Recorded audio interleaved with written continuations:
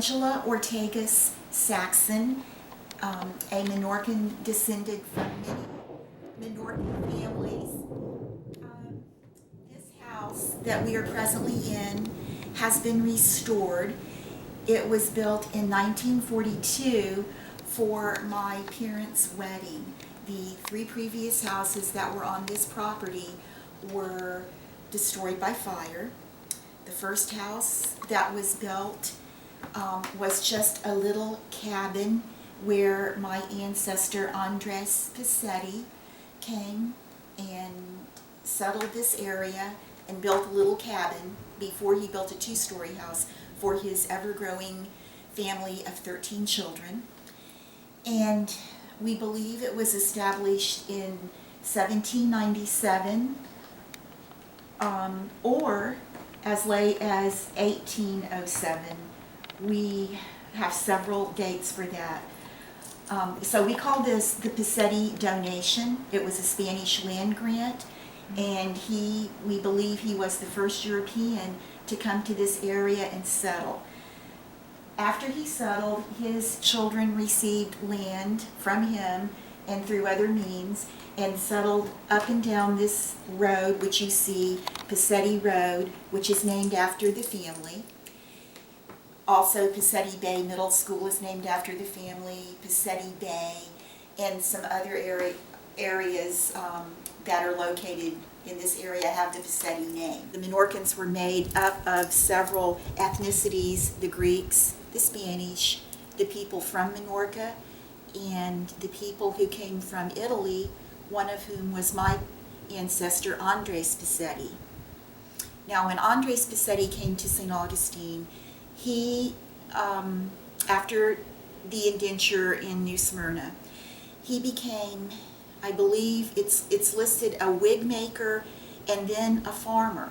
So we're not quite sure, but we think that he probably did anything that he could to earn a living. And he quickly progressed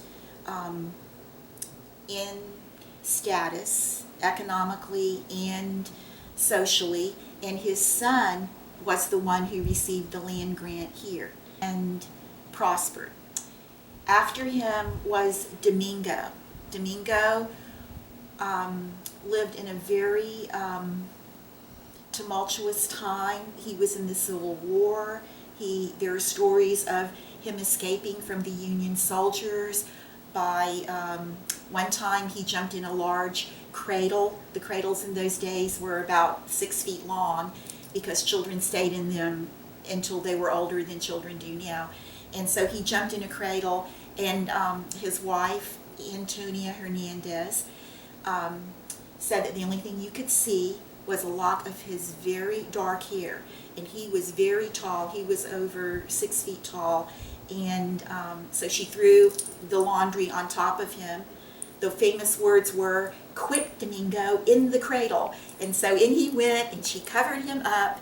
And she said that the soldiers were going through the house, opening doors.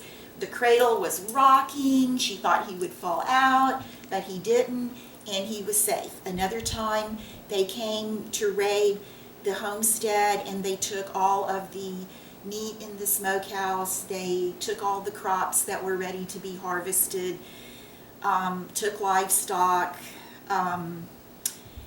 and he woke up and whistled to his horse, who came to below the 2-story window where he was in the bedroom. He jumped on the horse and escaped in his long underwear.